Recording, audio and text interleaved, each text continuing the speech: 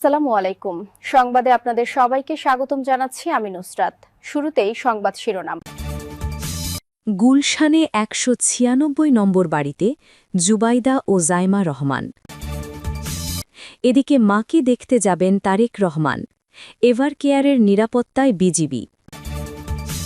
এরপর থাকছে তারেক রহমানের স্বদেশ প্রত্যাবর্তনের খবর আন্তর্জাতিক গণমাধ্যমে। সর্বশেষ বিমানবন্দরে মির্জা ফখরুলকে জড়িয়ে ধরেন তারেক রহমান। শুনছিলেন সংবাদ শিরোনাম, এখন বিস্তারিত। তার আগে হৃদয় ছুঁয়ে যাওয়া একটি আবেদন। যদি হাদি নামটি আপনার বুকের ভেতরটা কাঁপিয়ে দেয়, যদি দিনের আলোতে জনসম্মুখে গুলিবিদ্ধ হওয়ার সেই মুহূর্ত আপনাকে নীরব করে দেয়, তাহলে আজ চুপ থাকবেন না। একটি ছোট্ট শব্দ লিখুন কমেন্টে যে হাদির ওপর হামলার বিচার চাই, আর দুহাত তুলে দোয়া করুন, হে আল্লাহ, তুমি শহীদ হাদিকে জান্নাতুল ফিরদাউস দান করো, তার শোকাহত পরিবারকে দাও অসীম ধৈর্য, ভাঙা হৃদয়গুলোকে শক্ত করে ধরার তৌফিক দাও। মনে রাখবেন, আপনার একটি দোয়া, একটি ছোট্ট কমেন্ট, হয়তো সেটাই আজ হাদির পরিবারের জন্য সবচেয়ে বড় শক্তি, সহযোদ্ধাদের জন্য সবচেয়ে বড় সান্ত্বনা হয়ে উঠবে। আর যদি সত্যিই আপনি অন্যায়ের বিরুদ্ধে দাঁড়াতে চান, যদি চান এই রক্ত যেন বৃথা না যায়, তাহলে এখনই আমাদের চ্যানেলটি সাবস্ক্রাইব করুন, ভিডিওটি শেয়ার করুন, যাতে এই হামলা চাপা না পড়ে, যাতে অপরাধীরা আড়ালে লুকোতে না পারে, যাতে একদিন তারা আইনের কাঠগড়ায় দাঁড়াতে বাধ্য হয়। চলুন বেশি কথা না বাড়িয়ে বিস্তারিত জেনে নিই।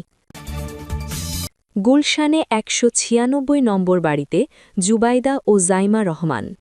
বিএনপির ভারপ্রাপ্ত চেয়ারম্যান তারেক রহমানের স্ত্রী জুবাইদা রহমান ও মেয়ে জাইমা রহমান রাজধানীর হজরত শাহজালাল আন্তর্জাতিক বিমানবন্দর থেকে গুলশানের বাড়িতে পৌঁছেছেন।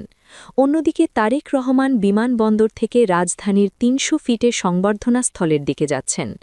বৃহস্পতিবার দুপুর ১২:৫৭ জুবাইদা রহমান ও জাইমা রহমান গুলশান অ্যাভিনিউর ১৯৬ নম্বর বাড়িতে প্রবেশ করেন।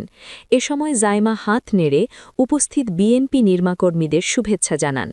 ১৯৬ নম্বর বাড়িটির অবস্থান বিএনপি চেয়ারপারসন খালিদা জিয়ার বাসভবন ফিরোজার পাশে। সেখানে পুলিশ, বর্ডার গার্ড বাংলাদেশ এবং র্যাপিড অ্যাকশন ব্যাটালিয়ন র্যাব মোতায়েন করা হয়েছে। আশেপাশের রাস্তাগুলোতে যান চলাচল নিয়ন্ত্রণ করা হয়েছে। এর আগে তারেক রহমানকে বহনকারী উড়ানজাহাজটি বেলা ১১:৪০ ঢাকার হজরত শাহজালাল আন্তর্জাতিক বিমানবন্দরে অবতরণ করে। সেখান থেকে তিনি ৩০০ ফিটে সংবর্ধনা স্থলে যাচ্ছেন। সমাবেশ শেষে তিনি এভার কেয়ার হাসপাতালে যাবেন। এদিকে মাকে দেখতে যাবেন তারেক রহমান। এভার কেয়ারের নিরাপত্তায় বিজিবি। বিএনপির চেয়ারপারসন বেগম খালেদা জিয়াকে দেখতে রাজধানীর বসুন্ধরা আবাসিকের এভার কেয়ার হাসপাতালে যাবেন তারেক রহমান। সেজন্য এভার কেয়ার হাসপাতালের এলাকায় আশেপাশে নিরাপত্তা জোরদারে বিজিবি মোতায়েন করা হয়েছে। এছাড়া হাসপাতালের সামনে থেকে সরিয়ে দেওয়া হয়েছে বিএনপির নির্মাকর্মীদের। বিজিবির জনসংযোগ কর্মকর্তা শরীফুল ইসলাম বলেন, এভার কেয়ার হাসপাতালে বিএনপির ভারপ্রাপ্ত চেয়ারম্যান তারেক রহমান তার মা খালেদা জিয়াকে দেখতে যাবেন। এজন্য নিরাপত্তার স্বার্থে বিজিবি মোতায়েন করা হয়েছে।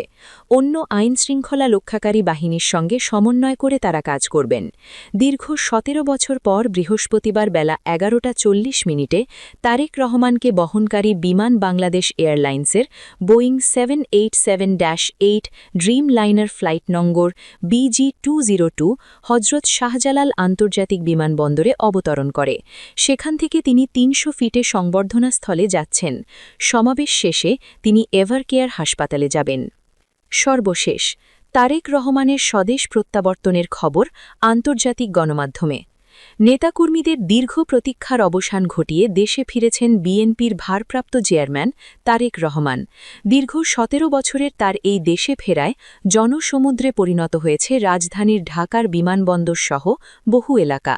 তারেক রহমানের সঙ্গে দেশে ফিরছেন স্ত্রী ড জুবাইদা রহমান এবং কন্যা ব্যারিস্টার জাইমা রহমান। তার এই দেশে ফেরার খবর গুরুত্বের সাথে প্রচার করেছে আন্তর্জাতিক গণমাধ্যমগুলো।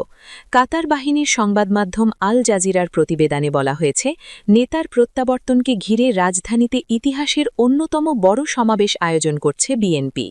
শেখ হাসিনাকে তাড়িয়ে বিদায় করার পর বিএনপির রাজনীতি নতুন গতি ফিরে পেয়েছে।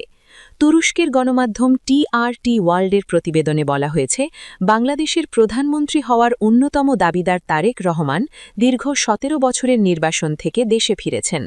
যুক্তরাজ্য ভিত্তিক সংবাদমাধ্যম বিবিসিও তাদের প্রতিবেদনে তারেক রহমানকে বাংলাদেশের প্রধানমন্ত্রী পদের অন্যতম দাবিদার বলে উল্লেখ করেছে।